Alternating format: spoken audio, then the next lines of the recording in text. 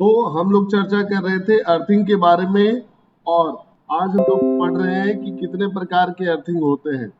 तो होता क्या है कि आमतौर पे जो साधारण टेक्नीशियन होते हैं जिनके पास नॉलेज नहीं होता है टेक्निकली, या नॉलेज होने के बावजूद वो लापरवाही करते हैं और किसी तरह से भी अर्थिंग लगा लेते हैं, तो उस अर्थिंग का कोई उद्देश्य पूरा नहीं होता है। जैसे हम पिछले क्लास में बताए थे कि हेलमेट हमारे लिए क्यों जरूरी है, कि कभी कोई बाइक से गिर जाए तो बच्चा उसके के लिए सर में सर। चोट ना लगे। तो हेलमेट अलग अलग प्रकार का है, कुछ ब्रांडेड कंपनी है, कुछ लोकल्स कंपनी भी है, जिसमें एक फॉर्मेलिटी पूरा किया हुआ था कि सर पे आप कुछ पहने हैं। कुछ ऐसी भी कंपनीज हैं जो हेलमेट इसलिए डिजाइन करती है कि सर में चोट लग ही नहीं सकता है।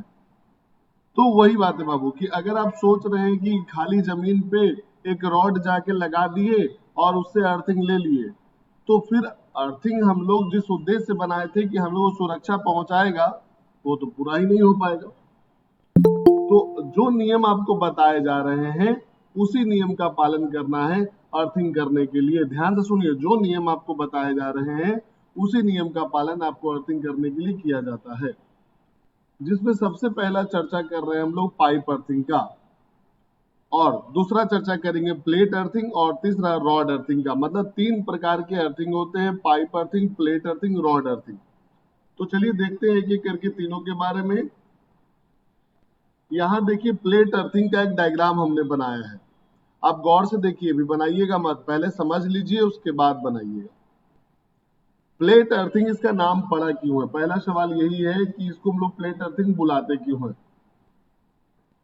तो प्लेट अर्थिंग बुलाने के पीछे का मकसद ये था क्योंकि इसमें अर्थिंग के लिए हम लोग रॉड का नहीं प्लेट का यूज करते हैं। आप क्या करते हैं, खेत के पीछे, खेत में खाली जमीन में कोई पाइप लगा देते हैं और कोई छड़ लगा देते हैं, सरिया लगा देते हैं, और आप बोलते हैं कि वो अर्थिंग है।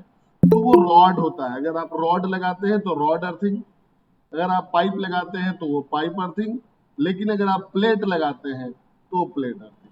प्लेट का क्या मतलब हुआ सर जी?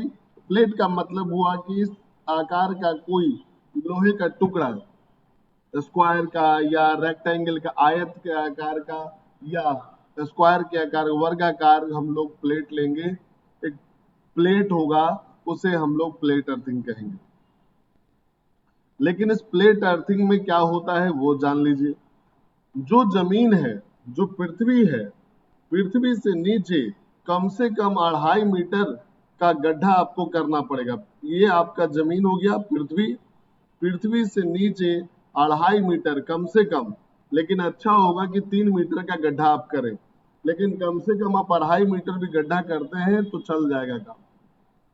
तो 2.5 मीटर गड्ढा के नीचे एक प्लेट लगाएंगे हम लोग। ये प्लेट देखिए, ये वाला, ये प्लेट कैसा होता है, ये 600 mm का होगा। अंदर से अंदर जो इसकी दूरी होगी, जो लंबाई होगी, देखिए यहां से यहां तक की, मैं ग्रीन कलर से बता रहा हूँ, अंदर से अंदर जो इसकी लेंथ होगी वो 600 mm का, 600 mm का, और बाहर से बाहर जो होगा वो 900 mm का। यूं कहिए कि 900 mm का आपको क्या चाहिए होगा, प्लेट चाहिए होगा। किस चीज का प्लेट?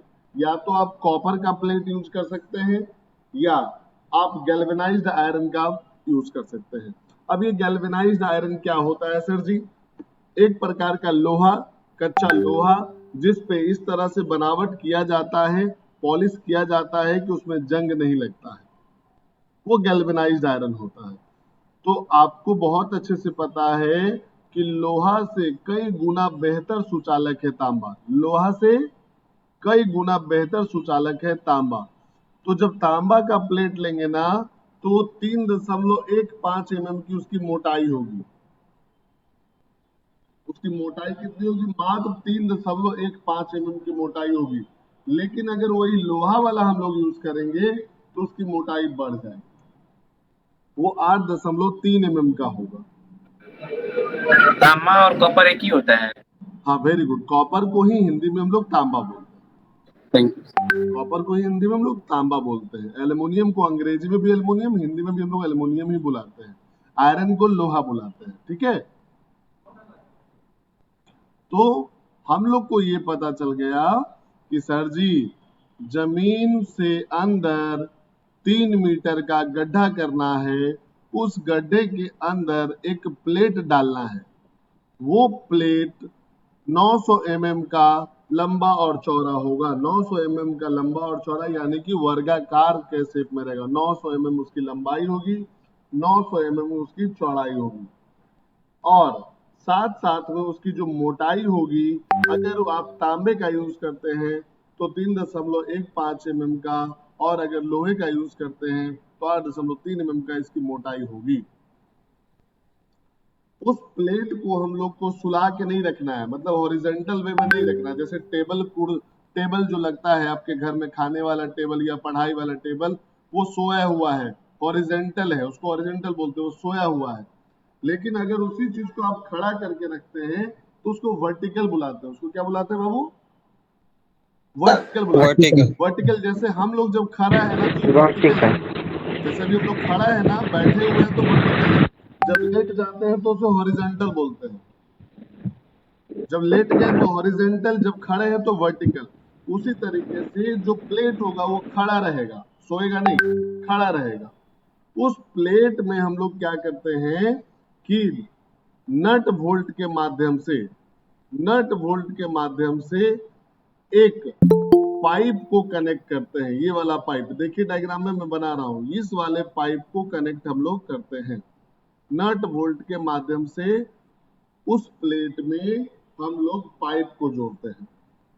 देखते चलो कितना सारा प्रोसेस है। सारा प्रोसेस जमीन से 3 मीटर अंदर हो रहा है। 3 मीटर यानी कि लगभग 10 फीट। 10 फीट जमीन के नीचे वो प्लेट लगा है, उसके ऊपर आपने लगा दिया पाइप नट बोल्ट के माध्यम से। उसी पाइप में फिर आपका एक वायर जुड़ेगा, और यही वायर जाएगा आपके बोर्ड में, यहां से निकल के जाएगा आपके बोर्ड में। अब बोर्ड से निकल के आपके रूम में, पिताजी के रूम में, हॉल में, किचन में जाएगा। प्रोसेस ध्यान से समझिए।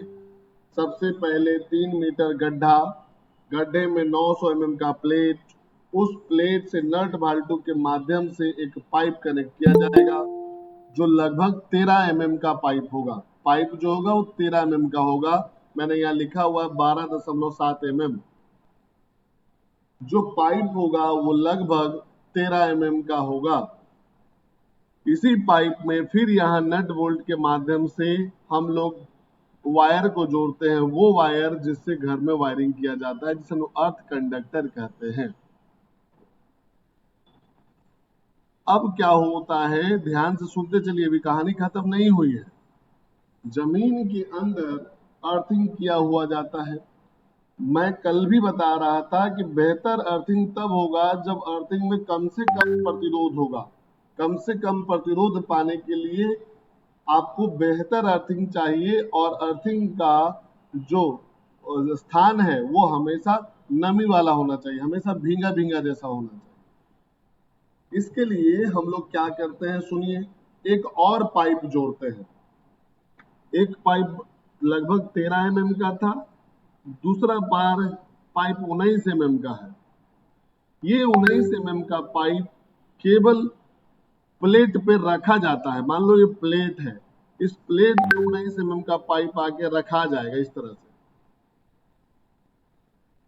जो 13 mm का पाइप था वो नट बाल्टू के माध्यम से जोड़ा गया।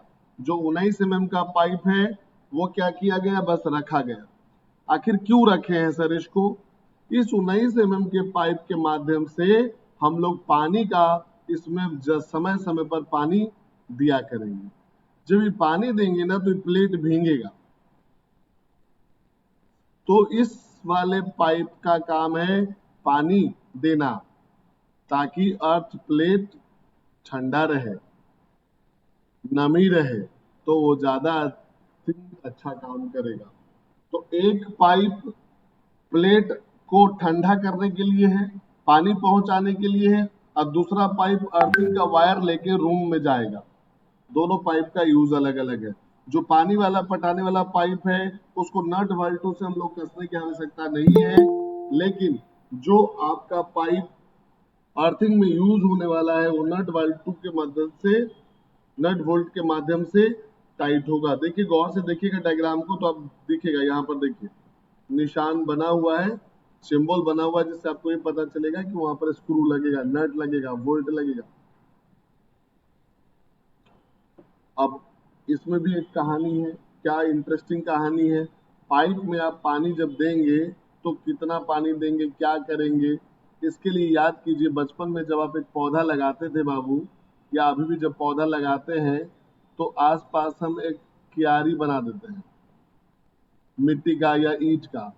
इससे फायदा क्या होता है कि जब इसमें आप पानी डालिएगा ना तो पानी पौधा में ही जाएगा, बाहर नहीं जाएगा। बनाते हैं ना ऐसा क्यारी हम लोग। जी सर।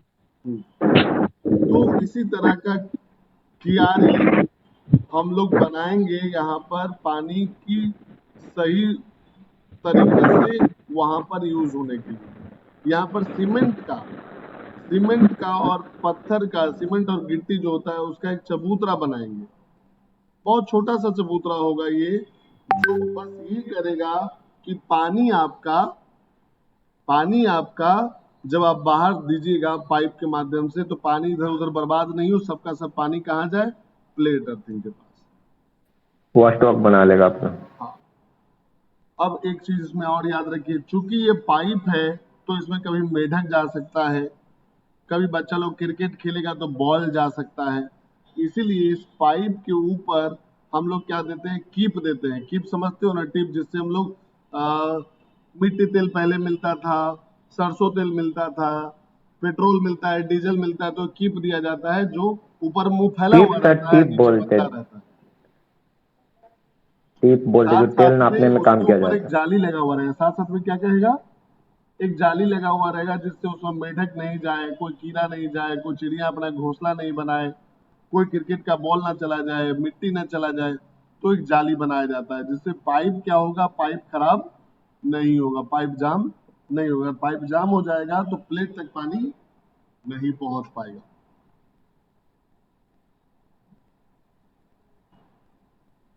अब और भी बात सुनिए, यहीं तक बात खत्म नहीं हुई, बात का कहानी एक सिरा और है।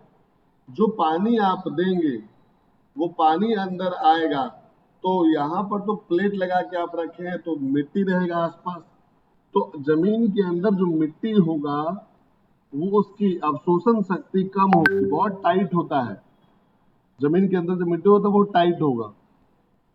उसको ठीक करने के लिए हम लोग क्या करते हैं, प्लेट जितने देर में लगता है, जैसे इतने दूर में प्लेट लग रहा है, यहाँ से लेके यहाँ तक में प्लेट लग रहा है, तो इसको बांटेंगे। जैसे 900 mm है ना, तो 900 mm को 1000 mm मान लेंगे हम लोग। और इस 1000 mm को हम लोग कैसे कैसे काम करेंगे वो सुन लीजिए। सबसे नीचे यहाँ पर तल में बालू बिछाएंगे। सबसे पहले क्या करेंगे, बालू बिछाएंगे। 100 mm पहले बालू बिछाया जाएगा नीचे। उसके बाद क्या किया जाएगा कि 200 mm 200 mm नमक बिछाया जाएगा। प्लेट लगा हुआ है, प्लेट के चारों तरफ नमक डाला जा रहा है 200 mm। फिर नमक के ऊपर चारकोल डाला जाएगा 200 mm। चारकोल क्या होता है, लकड़ी के कोयला को हम लोग चारकोल बोलते हैं। फिर कोयला के ऊपर फिर नमक 200 mm और फिर कोयला 200 mm। इस तरह से करके जब आप 200 mm करके 4 बार दे दीजिए तो 800 mm वो हो गया, और 100 mm आपका बालू हो गया। 900 mm आपके ये प्लेट को भर देगा। अब क्या होगा कि जब आप पानी देंगे ना तो नमक, कोयला, ये सब क्या करता है, बालू, ये सब पानी को सोख लेता है, और सोख के भींगा हुआ रहेगा, लंबे समय तक वो भींगा हुआ रहेगा। और उसके भींगने से फायदा ये होगा कि आपका अर्थ प्लेट भी भींगा हुआ रहेगा, तो ज्यादा अच्छा अर्थिंग की तरह वो काम करेगा। करेगा। तो ये है करने का तरीका, ये है अर्थिंग लगाने का तरीका। आप बताओ कि कितनी लापरवाही हम लोग करते हैं। क्या हम लोग ऐसे अर्थिंग लगाते हैं? नहीं लगाते हैं। तो अगर हम लोग नहीं लगाते हैं तो हम लोग क्या करते हैं, गलत करते हैं। फिर से मैं एक बार रिवाइज कर देता हूं आप लोग को। यहाँ पर देखिए, सबसे पहले मान लो बाबू ये जमीन है, जमीन के नीचे आप 3 मीटर का गड्ढा कर दीजिए। देखो मैं फटाफट बता रहा हूं, 3 मीटर गड्ढा के नीचे 900 mm लंबा 900 mm चौड़ा एक अर्थ इलेक्ट्रोड कॉपर का लगा लेंगे। यहां से 2 गो पाइप जोड़ा जाएगा, एक 19 mm का पाइप रहेगा और एक 13 mm का पाइप रहेगा। 13 mm के पाइप को क्या किया जाएगा, यहां पर लाके स्क्रू के मदद से टाइट कर दिया जाएगा, नट वोल्ट के माध्यम से। ये टाइट हो गया। इसके नीचे ये 900 mm का है, याद रखिए 900 mm का है। इसके नीचे हम लोग पहले बालू बिछा देंगे।